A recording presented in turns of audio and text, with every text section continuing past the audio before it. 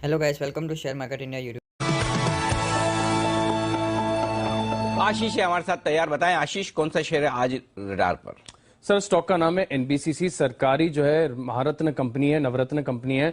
और कंपनी का कारोबार मैं सबसे पहले आपको समझा देता हूं। कंपनी जो है प्रोजेक्ट कंसल्टेंसी, रियल एस्टेट और ईपीसी के कारोबार में है।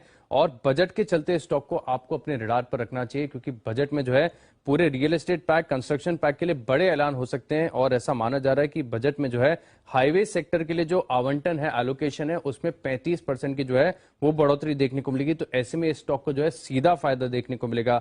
स्टॉक के फंडामेंटल्स और फाइनेंशियल्स बहुत दमदार है। सबसे पहले आप देखिए कंपनी के लिए जो ऑर्डर बुक है वो बहुत यूज है। 72,000 करोड़ की जो है दमदार ऑर्डर बुक है, जो कि आपको अगले कई सालों तक, इनफैक्ट 8 से लेकर 10 सालों के लिए जो है अच्छी रेवेन्यू ग्रोथ के साथ जो है वो विजिबिलिटी दिखाती है। भारत में तो इनका कारोबार काफी बढ़िया ही है। इसके अलावा भी अगर आप देखें तो लगातार जो अंतरराष्ट्रीय बाजार है, यहां पर भी फोकस बना हुआ है। मालदीव्स में भी अगर आप देखें तो 1000 करोड़ के आसपास के जो प्रोजेक्ट्स हैं ये पूरा करने जा रहे हैं। एक और ट्रिगर नियर टर्म के लिए ये भी हो सकता है कि आम्रपाली के जो प्रोजेक्ट्स हैं यहां पर भी चैनल पार्टनर्स जो है ऑलरेडी असाइन हो गए हैं। तो वहां पर जो बिक्री होगी इससे भी करीब करीब 2000 करोड़ का जो है सीधा फायदा एनबीसीसी को देखने को मिलेगा।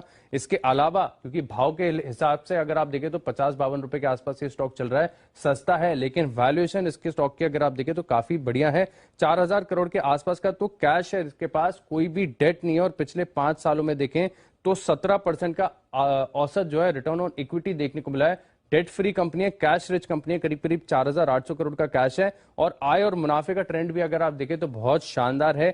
FY20 से लेके आप 23 तक अगर आप एस्टिमेट्स देखेंगे तो लगातार एक तरफा आपको ग्रोथ जो है आय के ट्रेंड में नजर आएगी। और मुनाफा भी अगर आप देखें तो इस बार माना जा रहा है कि 23 में करीब 370 करोड़ के आसपास रहेगा, यानी काफी बढ़िया तेजी और अच्छा रुझान देखने को मिल सकता है। अनिल जी, भाव तो सस्ते हैं ये स्टॉक के, लेकिन वैल्यूएशन के हिसाब से देखें तो स्टॉक के अंदर बड़ी अपसाइड नजर आती है।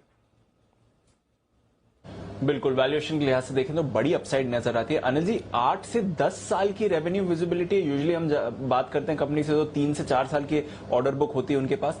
10 साल की ऑर्डर बुक और लगातार और ऑर्डर्स इनको मिलते ही रहते हैं सर। बिल्कुल दीप, और यही इस कंपनी की सबसे बड़ी खासियत है। और सबसे बड़ी खासियत ये कि ये सही मायनों में बजट स्टॉक है, क्योंकि अगर आप बजट के आंकड़े देखें, पिछले 9 में से 7 बार बजट से 1 महीने पहले इस स्टॉक ने 10 से 28% तक के रिटर्न दिए। मतलब इसके चलने का समय ही बजट के पहले वाला महीना ही है, यानी कि जनवरी का महीना। 10 से 28% तक के रिटर्न 9 साल में से 7 साल दिए। 2 साल मार्केट ही बहुत खराब रहा, वो एक अलग बात है।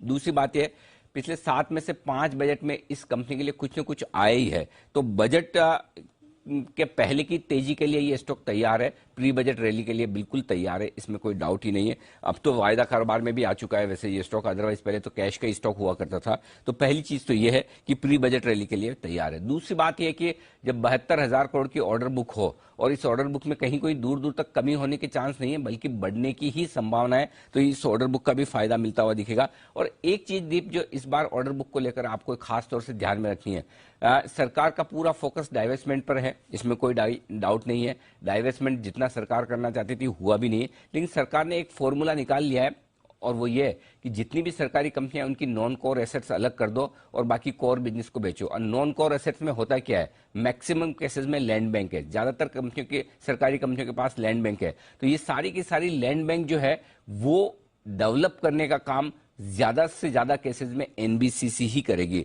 तो इस बार भी बजट में यही थीम रहेगी कि सरकारी कंपनियों के एसेट मोनेटाइजेशन किए जाएंगे, लैंड बैंक डेवलप किए जाएंगे, बेचे जाएंगे, जिस तरह से भी होगा उसका सीधा सीधा फायदा एनबीएफसी को मिलेगा, एनबीसीसी को मिलेगा, माफ कीजिएगा। 9200 करोड़ का मार्केट कैप है और कैश है कंपनी के पास 4800 करोड़ का। 50% से ज्यादा कैश इनकी बैलेंस शीट पे है। इससे आप अंदाजा लगा सकते हैं कि बैलेंस शीट कितनी मजबूत है।